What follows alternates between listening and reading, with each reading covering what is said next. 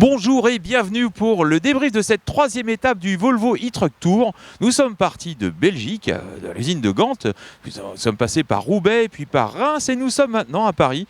Sur les quais de Seine, il fait un soleil magnifique et la lumière est d'ailleurs bien forte en cette journée. Et nous sommes avec vous, Jérôme Flassaillet, le directeur électromobilité de Volvo Trucks France. Donc le camion est parti ce matin depuis Reims jusqu'ici, environ 160, 150, 160 km.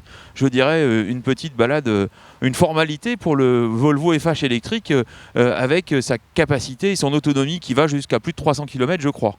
Exactement, donc 154 km parcourus aujourd'hui, parcours plutôt autoroutier, on a fait du périurbain bien sûr pour approcher Paris, puis de l'urbain parce qu'on est vraiment en plein cœur de Paris et justement ça revêt un caractère assez particulier pour nous puisque Paris c'est la première ZFE de France. Interdiction du diesel en 2024, interdiction des véhicules autres que propres, c'est-à-dire électriques ou hydrogène dès 2030. Donc arriver au cœur de Paris avec un camion électrique, eh ben, ça fait tout son sens aujourd'hui. Alors peut-être pas ce niveau de gabarit, mais à minima les voitures et puis les camions de distribution par exemple. En tout cas, ce qui est clair, c'est qu'aujourd'hui, le FH, lui, c'est zéro émission et donc il peut déjà aller dans n'importe quel ZFE à Paris, mais aussi en France, bien sûr. Tout à fait, sans limite de temps. Et c'est ça le gros avantage de l'électrique. Et puis avec aussi beaucoup moins de nuisances sonores puisque le camion est très très silencieux. Merci Jérôme. Comme chaque jour, on avait évidemment un conducteur différent. Et aujourd'hui, c'est William Kerfrieden, le directeur de la société Wiltainer, qui va nous rejoindre pour nous raconter son aventure à bord du Volvo FH 100% électrique.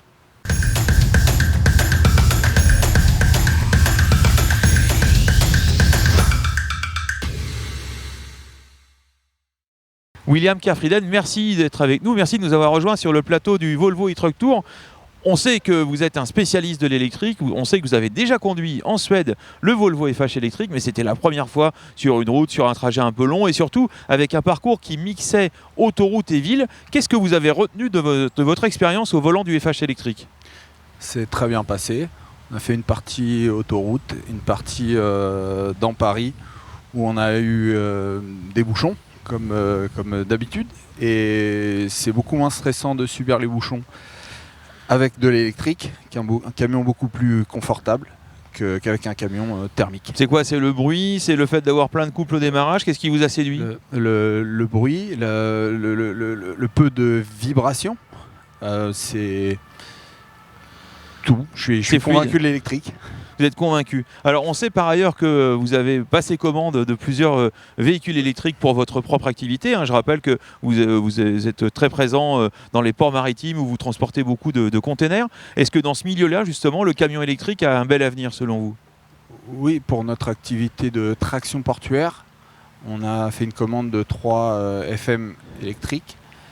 C'est une activité dans laquelle on fait environ 250 km par jour. Avec l'autonomie du tracteur électrique, ça nous conviendra pour cette activité. Donc c'est parfait pour vous et c'est même un atout pour vos clients finalement. Oui, nos clients nous demandent, nous sollicitent pour l'investissement dans les nouvelles énergies. Alors, une dernière question. Vous avez fait aujourd'hui un peu plus de 150 km dans la vraie vie, centre-ville, avec un camion électrique. Est-ce que ça vous a convaincu dans vos premières idées de passer le plus rapidement possible à l'électrique? Oui, pour cette activité, je suis convaincu. Pour la longue distance, il faudra y réfléchir un peu plus longtemps. Mais en tout cas, pour cette activité de courte distance, je suis convaincu. Merci beaucoup William, merci beaucoup d'avoir participé à cette expérience, à votre venue au Volvo e-Truck Tour et puis merci d'avoir partagé votre ressenti avec nous. On sent que ça vous a plu. Oui, merci à l'équipe Volvo Trucks de m'avoir permis de participer à l'arrivée de ces nouveaux tracteurs et de cette nouvelle technologie. Merci beaucoup, merci William. On va passer à la thématique du jour. La thématique du jour, bien sûr, c'est une thématique très importante puisqu'il s'agit de la maintenance et un camion électrique. Ça ne s'entretient pas de la même manière qu'un camion thermique et c'est ce que nous allons voir avec Guillaume Cotte, ingénieur qualité produit de Volvo Trucks France.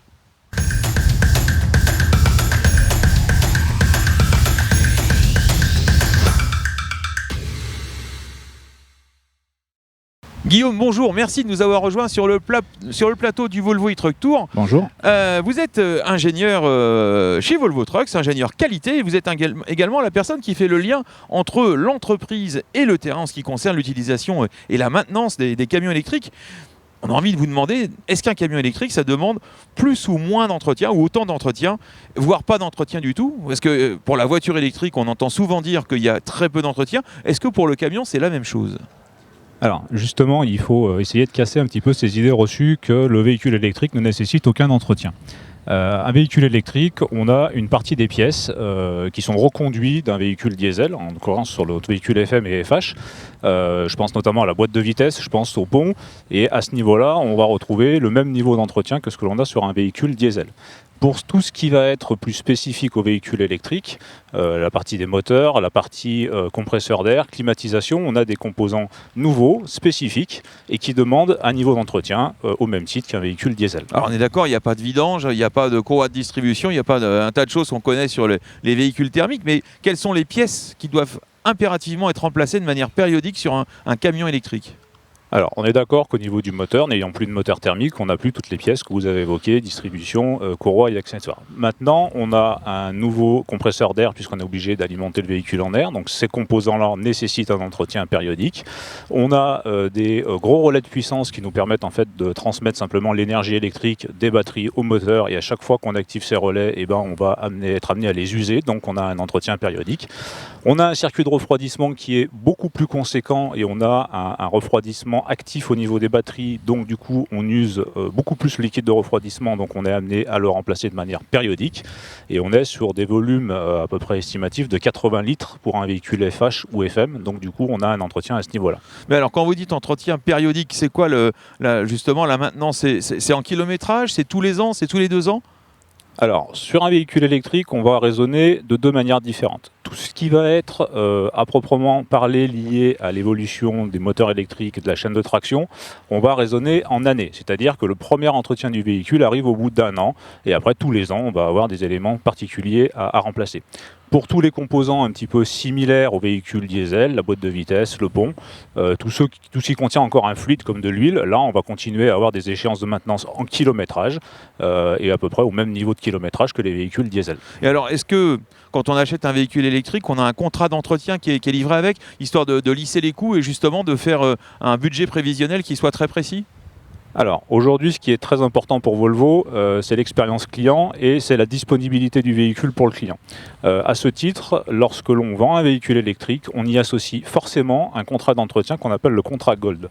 Dans ce contrat, le client retrouvera toute la partie entretien, toute la partie garantie des pièces, et également la partie la plus importante d'un véhicule électrique qui est finalement l'autonomie qu'il va pouvoir réaliser avec son pack de batterie qu'il aura commandé. On sait qu'une batterie dans sa vie elle s'use, c'est normal, c'est ce qu'on retrouve dans la vie quotidienne sur un téléphone portable par exemple. Au bout d'1 an ou de 2 ans, il a perdu énormément en capacité de charge. Et pour que le client soit autant satisfait de son véhicule la première année que la 8e année, on va s'assurer que les batteries ne perdent pas plus de 20% de leur capacité de charge initiale. Donc ça veut dire que le contrat Gold qui est associé à chaque achat d'un véhicule électrique, c'est une forme de garantie de sérénité, au moins pour 8 ans d'utilisation, avec 80% de batterie. C'est ça, tout à fait. Donc le contrat, il peut aller jusqu'à 8 ans ou 800 000 km, et effectivement, ça offre de la sérénité pour le client. Et alors, est-ce que comme pour le diesel, vous faites de la maintenance prédictive? Parce qu'on sait bien qu'un camion, sa place, c'est sur la route et pas à l'atelier, et si on peut prévoir un petit peu façon Formule 1 le remplacement des pièces, c'est beaucoup mieux pour l'exploitant. Alors, c'est justement aussi l'idée de ce contrat Gold, c'est que ça inclut en même temps la surveillance de l'usure de certaines pièces. On parlait notamment des batteries. C'est-à-dire que nous, on est capable de monitorer à distance l'usure de ces batteries et de pouvoir prévenir le client lorsque l'on arrive vers ces 20% de perte de capacité, prévenir le client suffisamment tôt pour que du coup, il puisse planifier l'entretien et nous faire le nécessaire pour rendre un véhicule opérationnel à la route. Alors, merci beaucoup Guillaume. Jérôme, je me tourne vers vous parce que quid en fin de vie du véhicule? Qu'est-ce qu'on fait des batteries? Alors les batteries, comme l'a dit Guillaume, une batterie s'use au fil du temps. Et une batterie qu'on appelle en fin de vie, c'est une batterie qui a perdu à peu près 20% de sa capacité de charge. Donc on peut voir les choses différemment et se dire que c'est une batterie dans laquelle il reste 80% de capacité. On peut voir le côté plein du verre. Exactement. Et donc l'important de bien s'imaginer, c'est que la vie d'une batterie dans un véhicule, que ce soit une voiture ou un camion, c'est à peu près 8 ans, d'accord, et qu'au-delà de ces 8 ans, cette batterie va pouvoir avoir une deuxième vie en stationnaire, par exemple connectée à un champ de panneaux photovoltaïques, hein, que ce soit dans une usine solar plant, hein, donc une usine de production d'énergie par le soleil, ou que ce soit pour du domestique. Et voilà, et donc on a créé une entité chez Volvo qui s'appelle Volvo Énergie et qui va prendre soin et développer la deuxième application, la deuxième vie de la batterie, pour pouvoir lui donner une deuxième vie et qu'on puisse réutiliser ce composant. Et ça va lui donner à nouveau une durée de vie de 10 à 15 ans.